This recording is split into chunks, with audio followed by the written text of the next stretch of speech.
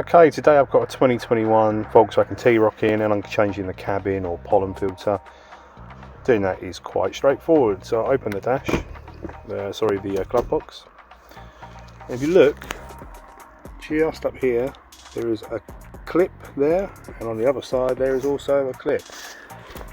Push those upwards. I'll just try and get the camera in there. I'll try this side first because I'm trying to do this one-handed. So I can show you. Push up, you hear it's just released, and do the same on this side. So you're pushing this lower tag here up. There you go. Glove box opens, and because I did it one-handed, all of the customers' belongings have gone all over the floor. But hey ho, don't worry about it. And then to undo the filter housing, just get your finger, push down on the tab.